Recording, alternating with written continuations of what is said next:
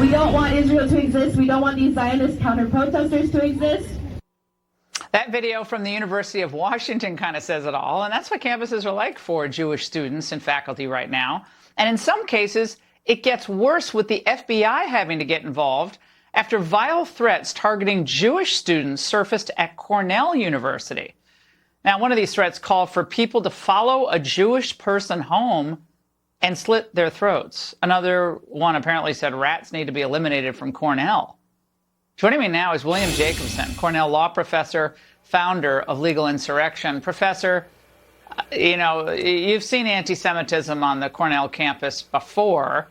This is so bad it almost seems cartoonish. I mean, the threats are ridiculous and horrible, but it's beyond the pale. But should anyone be surprised?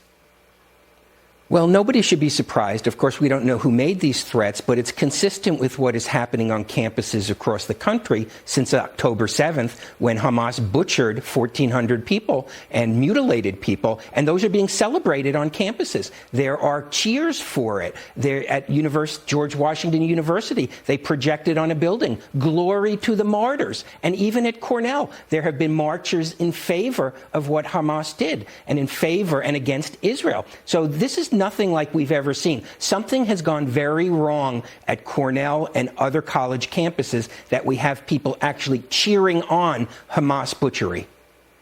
Professor, today's Fox's Peter Doocy asked the White House about what's going on these campuses. Watch. Does he think the next generation is doomed? Here's the thing.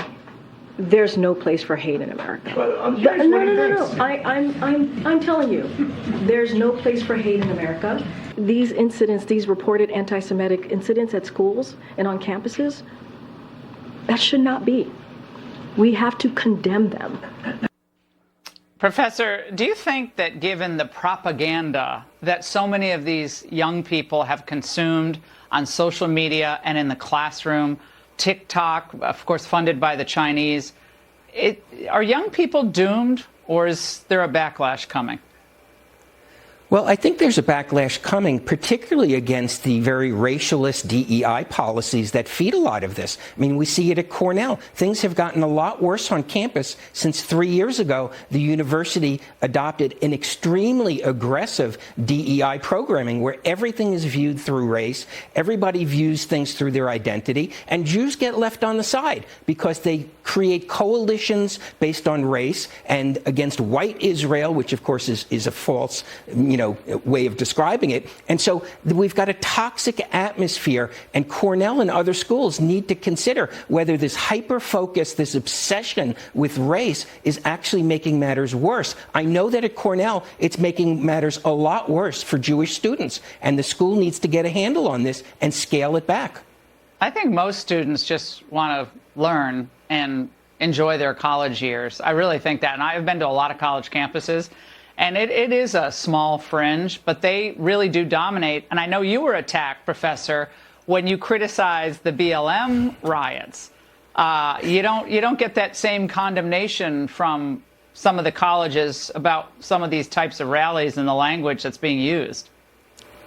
No, how absurd is that I get condemned with attempts to fire me 3 years ago for objecting to rioting and looting, okay? And there were people marching all over the place saying glory to the martyrs who don't get condemned by the colleges and no action is taken. Really, this whole racialist, DEI, anti-racism structure has been caused such dysfunction on colleges. It has really balkanized the colleges, and it's true at Cornell. And I issued a call for the Board of Trustees at Cornell to get involved, and they've completely ignored me. I said, stop this, scale this back.